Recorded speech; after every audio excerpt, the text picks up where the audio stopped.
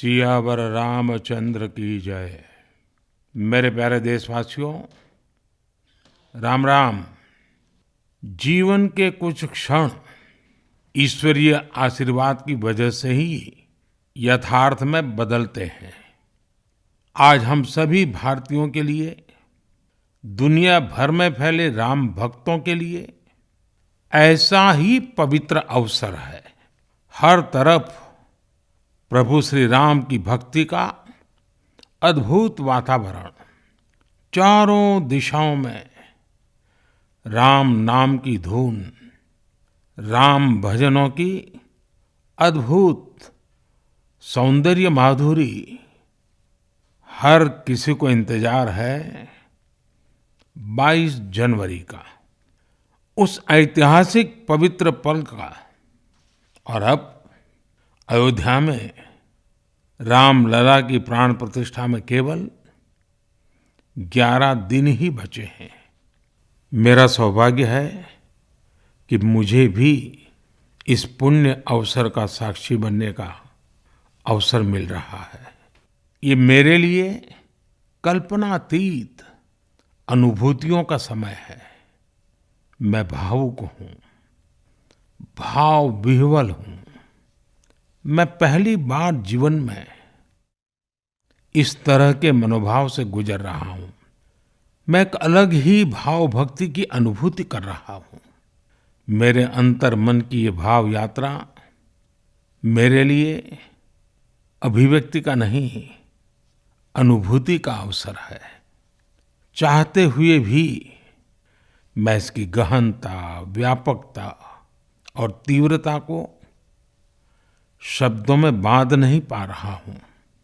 आप भी भली भांति मेरी स्थिति समझ सकते हैं। जिस स्वप्न को अनेकों पीढ़ियों ने वर्षों तक एक संकल्प की तरह अपने हृदय में जिया, मुझे उसकी सिद्धि के समय उपस्थित होने का सौभाग्य मिला है। प्रभु ने मुझे सभी भारतवासियों का प्रतिनिधित्व करने का निमित्त बनाया है। निमित्त मात्रम भव सव्यसाचिन। ये एक बहुत बड़ी जिम्मेदारी है।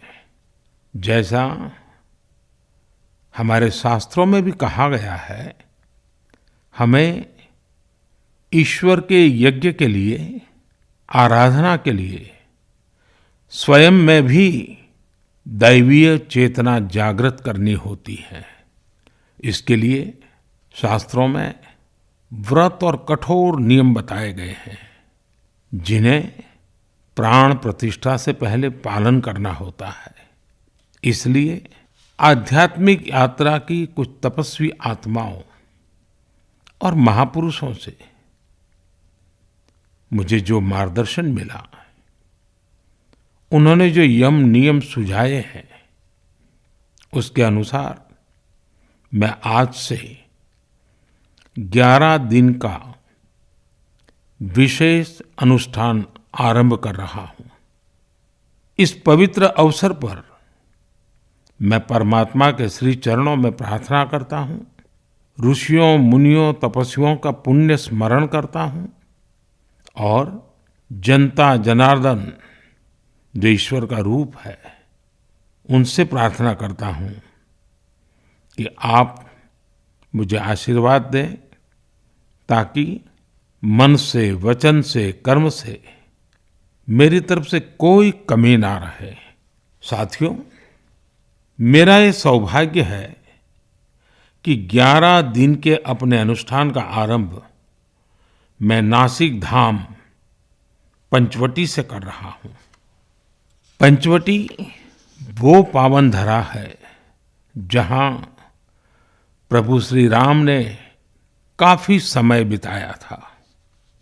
और आज मेरे लिए एक सुखद संयोग ये भी है कि आज स्वामी विवेकानंद जी की जन्म जयंती है। ये स्वामी विवेकानंद जी ही तो थे जिन्होंने हजारों वर्षों से आक्रांतित भारत की आत्मा को झकझोरा था।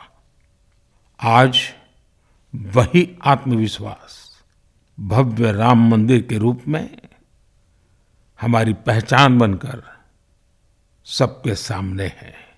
और सोने पर सुहागा देखिए, आज माता जीजाबाई जी की जन्म जयंती है। माता जीजाबाई जिन्होंने छत्रपति शिवाजी महाराज के रूप में एक महामानव को जन्म दिया था। आज हम अपने भारत को जिस अक्षुण्ण रूप में देख रहे हैं, इसमें माता जीजाबाई जी का बहुत बड़ा योगदान है। और साथियों, जब मैं माता जीजाबाई का पुण्य स्मरण कर रहा हूं, तो सहज रूप से मुझे अपनी माँ की याद आना बहुत स्वाभाविक है। मेरी माँ जीवन के अंत तक माला जपते हुए सीताराम का ही नाम भजा करती थी। साथियों, प्राण प्रतिष्ठा की मंगल घड़ी, चराचर सृष्टि का वो चैतन्य पल, आध्यात्मिक अनुभूति का वो अवसर, गर्भगृह में उस पल क्या कुछ नहीं होगा। साथियों, शरीर के रूप में तो मैं उस पवित्र पल का साक्षी बनूंगा ही, लेकिन मेरे मन में, मेरे हृदय के हर स्पंदन में 140 करोड़ भारतीय मेरे साथ होंगे। आप मेरे साथ होंगे, हर राम भक्त मेरे साथ होगा, और वो चैतन्य पल हम सबकी साझी अनुभूति होगी। मैं अपने साथ राम मंदिर के लिए अपने जीवन को समर्पित करने वाले अनगिनत व्यक्तित्वों की प्रेरणा लेकर जाऊंगा। त्याग तपस्या की वो मूर्तियां, 500 साल का धैर्य, दीर्घ धैर्य का वो काल, अनगिनत त्याग और तपस्या की घटनाएं, दानियों की, बलिदानियों की गाथाएं, कितने ही लोग हैं जिनके नाम तक कोई नहीं जानता, लेकिन जिनके जीवन का एकमात्र ध्येय रहा है भव्य राम मंदिर का निर्माण। ऐसे असंख्य लोगों की स्मृतियां मेरे साथ होगी।